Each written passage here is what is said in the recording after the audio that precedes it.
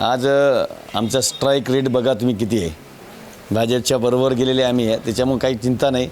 हार जीत तर पैलवान आहे, कुस्ती कोणतरी लढणार आहे, कोणतरी जितणार आहे, कोणतरी हारणार आहे, त्याच्यात काय विषय.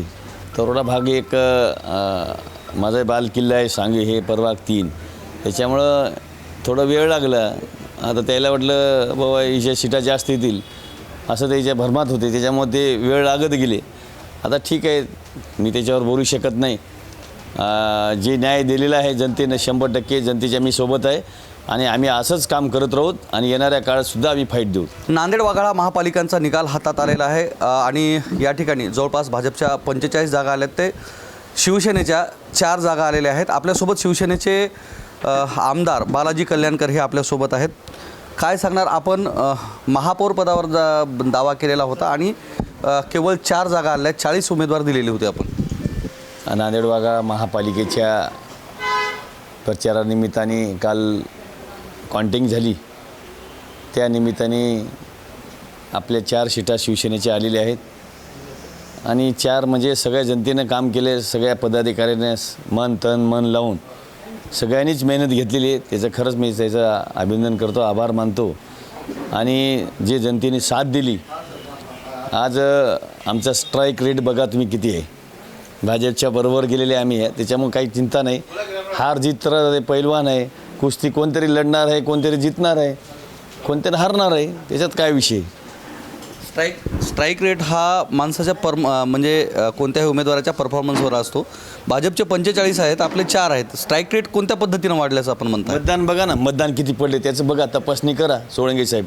मतदान किती झाले काय नाही शिवसेनेला, कोण्या वार्डात बघा. आम्हाला मतदान चांगलं आहे, चांगलं टॉपवर मतदान आहे, आम्ही सेकंडवर आज. या निवडणुकीदरम्यान शिवसेनेमधील जे वाद आहेत त्याच्यामुळं कुठंतरी नुकसान झाल्याचं असं आपल्याला वाटतंय का? त्याच्यामुळं काही नुकसान झालं नाही. ठीक आहे, तुम्हाला माहिती आहे भाजपनं काय काय केलं काय काय नाही मी सांगू शकत नाही. आणि ठीक आहे, त्याचा विषय राहिला, हे जनतेला माहीत आहे आज कशामुळं हे झालेलं आहे. तरी आम्ही हार मानणारी माणसं नाही, जे होईल ते होईल. आम्ही बी दुसरी अजून कुस्ती खेळायला तयार आहे. आम्ही अशोक चव्हाणांना कालच्या तारखेत ज्यावेळेस निकाल लागला त्यावेळेस सांगितलं होतं की आम्ही शिवसेनेकडं पर्याय ठेवला होता युती संदर्भातला. शिवसेनेच्या केवळ 4 जागा आल्यात, आम्ही 8 देऊ केल्या होत्या. जर ह्या 8 जागा दिल्या असत्या तर चित्र वेगळं असतं असं त्यांनी म्हणलेलं आहे. आज कार्यकर्त्याला मला न्याय द्यायचा होता. मला सांगा, माझ्यासोबत शिंदेसाहेब उठाव केला त्यावेळेस सगळे सोबत आलेली माणसं होती, नगरसेवक. आम्ही त्याला शब्द दिला तर आम्ही शब्द पाळणारी माणसं. हिंदू सम्राट बाळासाहेब ठाकरेंनी एकच सांगितले की एकदा शब्द दिला तर पाळायचं असते. बाळासाहेब ठाकरे बी तसेच होते, शब्द दिला की त्याला हार मानत नव्हते. एकदा शब्द गेला की गेला म्हणायची होती. तसं आमचा शब्द गेलं तर त्याच्यामुळं काय करू शकणार नाही. आम्हाला ते जिथं जागा पाहिजे होत्या तिथं देत नव्हते.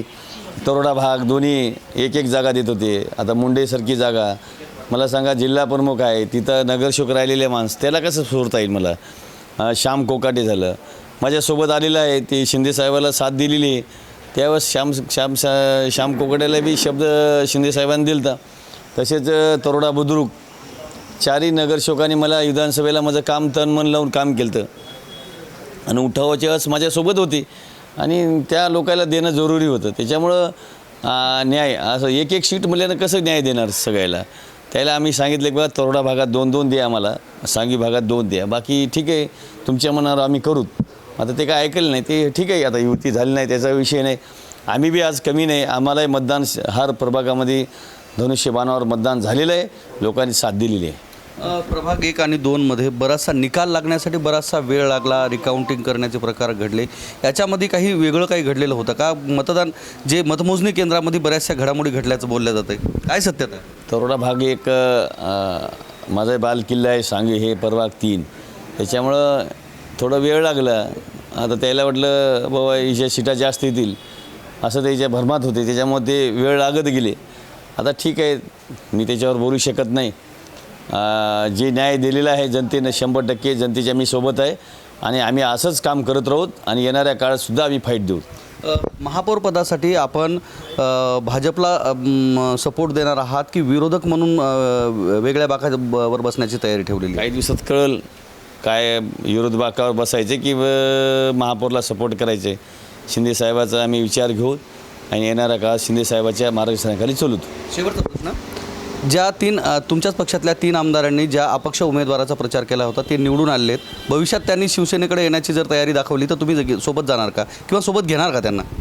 ते आता बघूत, साहेबासंग विचार करून काय करायचं काय नाही ते पर्याय पुढचा राहिला. जे नाही आमच्या विरोधात गद्दारपणा केला त्याला आम्ही सोडणार नाही.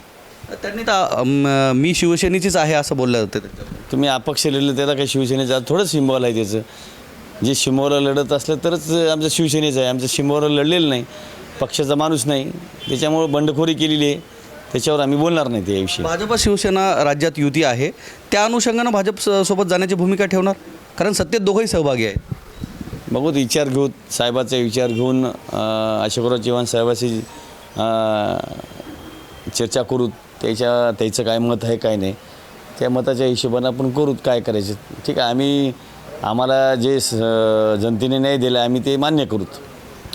नक्कीच, कारण एकीकडं शिवसेनेमधलेच 3 आमदार विरोधक असताना पाहायला मिळते आणि स्वतंत्र बालाजी कल्याणकर यांनी एकटा लढा या ठिकाणी जवळपास 3 जे नगरसेवक आहेत ते निवडून आणलेले आहेत.